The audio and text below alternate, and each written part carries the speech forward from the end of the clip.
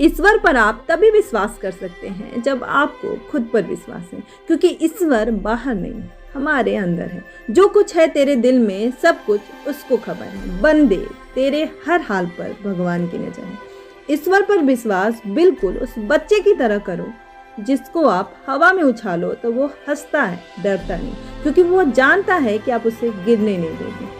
कांटों पर चलकर फूल खिलते हैं, विश्वास पर चलकर भगवान मिलते हैं। एक बात सदा याद रखना, सुख में मिलते हैं सब, लेकिन दुख में सिर्फ भगवान मिलते हैं, सिर्फ भगवान मिलते हैं। भगवान पर विश्वास की सत्य कहानी। एक बहुत ही कंजूस सेठ एक दिन अपने दुकान पर बेटे को बैठा दिया और उससे कहा कि बिना किसी को पैसे देने के किसी को भी कुछ नहीं देना जब तक मैं वापस नहीं आता। अचानक एक संत आ गए जो अलग अलग स्थानों से भोजन सामग्री इकट्ठा करते थे। संत ने सेठ के बेटे से अनुरोध किया कि वह उन्हें थोड़ा नमक दे दे। बेटे ने संत के लिए डिब्बा खोलकर 1 चम्मच नमक दिया। जब सेठ वापस आए तो उन्होंने देखा कि डिब्बा खुला हुआ था। सेठ ने पूछा कि उन्होंने क्या बेचा, तो बेटा ने बताया कि एक संत जिनका आवास तालाब के पास है, उन्हें 1 चम्मच नमक दिया था। इसके बाद सेठ ने संत की ओर बढ़ते हुए कहा।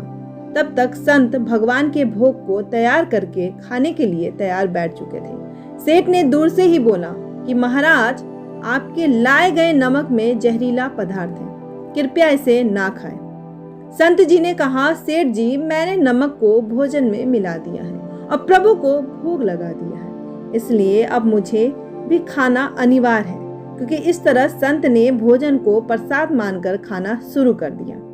सेठ जी के होश उड़ गए और वे रात भर वहीं बैठे रहे। सेठ के मन में उस समय यह ख्याल था कि अगर संत को कुछ हो गया तो उसकी बड़ी बदनामी हो सकती है। वे सोचते रहे, अगर संत की तबीयत खराब हो गई तो कम से कम एक वैद्य की सलाह तो जरूर लेंगे। सोचते सोचते उन्हें नींद आ गई। सुबह की तरह संत जल्दी उठे और नदी में स्नान करने लगे। सेठ जी ने पूछा, महाराज, तबीयत ठीक है ना?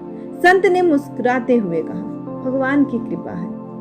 इसके बाद वे उन्होंने पूजा करने के लिए मंदिर जाने की यात्रा आरंभ की। जैसे ही संत ने मंदिर का प्रवेश किया, उन्होंने देखा कि भगवान की मूर्ति के 2 टुकड़े हो गए थे और मूर्ति का शरीर काला पड़ गया था। इस दृश्य को देखकर सेठ को सब समझ में आ गया कि भक्त के अटल विश्वास के कारण भगवान ने भोजन के रूप में जहर को स्वयं अपने अवतार में ग्रहण कर लिया और उसे भक्त के रूप में, प्रसाद के रूप में स्वीकार किया। इस घटना के बाद सेठ ने तुरंत अपने बेटे को दुकान की जिम्मेदारी सौंप दी और स्वयं संत की शरण में आकर भगवान की भक्ति करना शुरू कर दिया।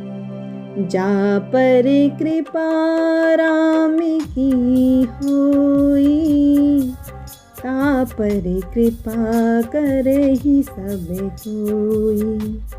जा पर कृपा राम की होई, ता पर कृपा करहि सब कोई। जिनके कपट दंभ नहीं माया, तिनके हृदय बसहु रघुराया।